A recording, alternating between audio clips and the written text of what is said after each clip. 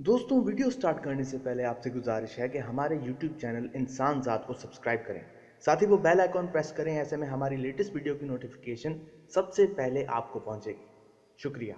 The Simpson's sitcom के air होने से 8 साल पहले ही अमरीकी ऑथर डीन कूंट्ज की 1981 thriller novel the eyes of darkness में कोरोना वायरस की पेशेनगोई की गई थी। उसे वुहान 400 का नाम दिया गया। कोरोना वायरस कोविड-19 का दूसरा नाम वुहान वायरस चाइना के शहर वुहान के नाम दिया गया। जैसे ही ये किताब 1981 में पब्लिश हुई, न्यूयॉर्क ने इस किताब को बेस्ट सेलर करार दिया। किताब के मुसन्निफ के मुताबिक किताब बायोलॉजिकल वेपन के बारे में लिखी गई है।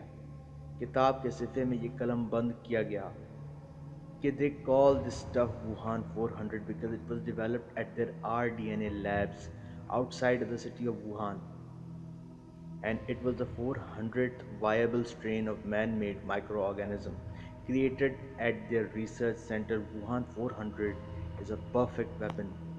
जैसे ही ये खबर मेन स्ट्रीम मीडिया में वायरल हुई, सोशल मीडिया पर एक किस्म की फैक्ट चेकिंग डिबेट शुरू हो गई कि ये वुहान 400 नहीं, गोरकी 400 रूस की rDNA लैब में डेवलप किया गया।